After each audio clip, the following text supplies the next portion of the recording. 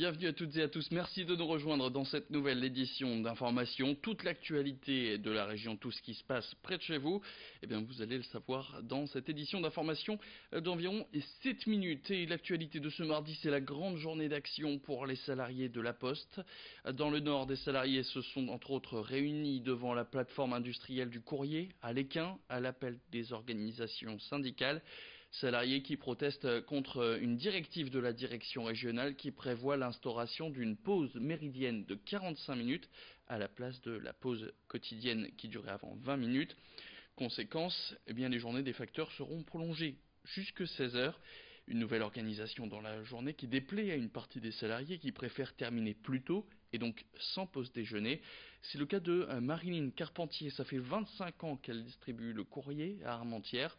Depuis 25 ans, ses horaires coïncident avec son organisation familiale. Écoutez son témoignage au micro d'Idil Gunaï. C'est usant, c'est stressant et en fait ils veulent pas. Ils sont pas à notre place, ils font pas de distribution et ils se rendent pas compte du mal-être du facteur quand il va être dehors du matin au soir quoi en fait. Ce qui fait que le facteur, s'il a une tournée, s'il fait 42 heures par semaine, à 4 heures, il sera encore au boulot. Alors qui dit plus de vie de famille, parce que la personne qui a des gosses, elle est portée au foot ou à la musique ou n'importe où, elle fait comment si elle est seule? Elle peut pas. Je conçois qu'on a un peu moins de trafic, mais il arrive un moment où quand on tire trop sur la corde, les gens sont trop fatigués, trop usés pour dire d'être encore à 100% pour leur boulot. On essaye de tenir tant qu'on peut et on essaye de faire tout ce qu'on peut pour assurer le boulot qu'on aime, parce qu'on peut dire qu'on aime notre boulot, mais le problème c'est que c'est leur façon de faire qui ne nous correspond pas et qui nous va pas quoi. Voilà. Ils nous imposent les choses. Il y aura des nouveaux services à faire l'après-midi, il y aura des visites à faire chez les gens plus vers la soirée. Enfin, de toute façon, la poste maintenant c'est rentabilité, on le sait. Donc on fait ce qu'on peut pour, on n'est pas contre non plus, on sait qu'il faut des sous à la poste. Mais bon, quelque part, c'est vis-à-vis du personnel, le personnel s'essouffle. Voilà, c'est ça.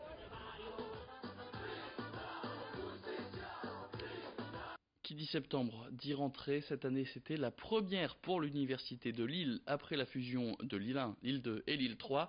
D'après Jean-Christophe Camard, le premier bilan de cette fusion est très positif. Avec 14 000 étudiants en tout, elle devient la première université de France en termes de flux.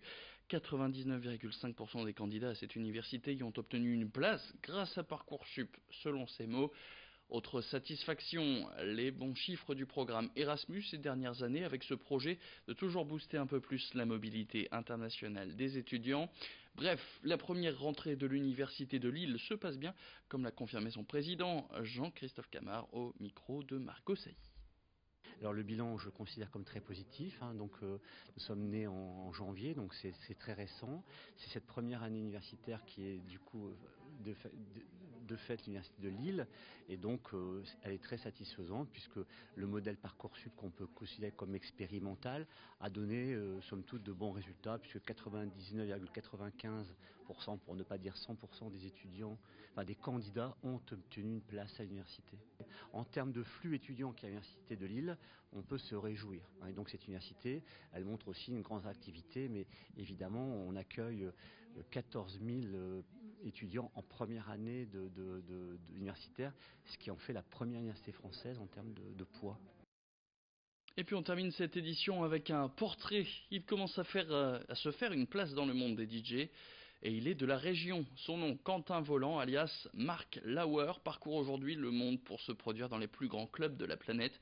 Celui qui est aussi compositeur et producteur de ses musiques a reçu Idil Gunaï chez lui dans le bassin minier. Portrait.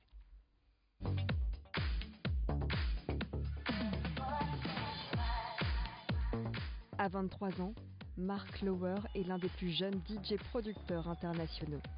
En Europe de l'Est ou en Amérique du Sud, comme ici au Brésil en 2016, il enchaîne les DJ sets dans les boîtes de nuit les plus célèbres. Marc Lauer, né Quentin Volant, nous l'avons retrouvé chez lui dans le bassin minier. C'est ici qu'il compose et produit ses titres électro. En 2012, l'un de ses morceaux a enregistré 60 millions de vues sur YouTube. Le titre c'est Bad Boys Cry, c'est le premier vrai morceau que j'ai vraiment fait tout seul, on va dire, l'un des premiers que j'ai vraiment fait tout seul.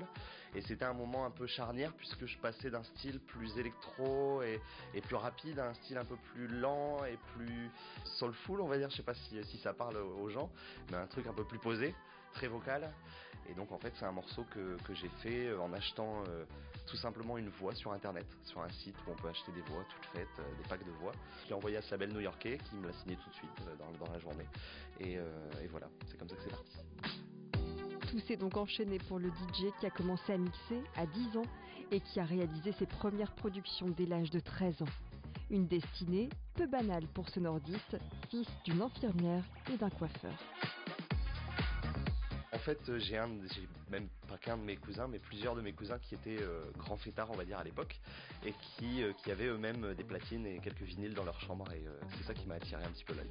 Pendant l'un de mes premiers vrais bookings en bar club, j'ai rencontré Thomas Leclerc, qui était à l'époque l'un des résidents du Zoo Club en Belgique, qui était l'un des plus gros clubs belges, et c'est lui qui m'a proposé au départ de passer chez lui et me montrer un petit peu comment on faisait de la musique. Voilà, parce que moi c'était quelque chose qui m'était totalement inconnu.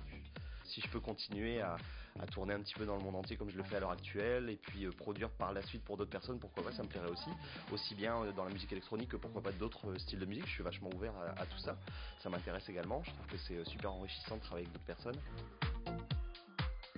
Récemment, Mark Lower a travaillé avec les musiciens de Michael Jackson, Whitney Houston ou encore Alicia Keys, des rencontres qu'il entend bien développer aux 4 coins du monde.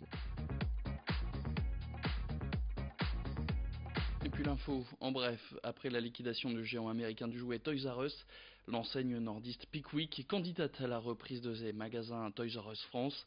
48 boutiques de la firme américaine pourraient donc s'ajouter aux 25 déjà existantes pour Pickwick, même si ce dernier a annoncé la fermeture de 5 de ses magasins, notamment l'historique du côté d'Anglo. C'est la fin de cette édition, merci à toutes et à tous de l'avoir suivi. Tout de suite la météo, retour de l'info, c'est dans le prochain quart d'heure.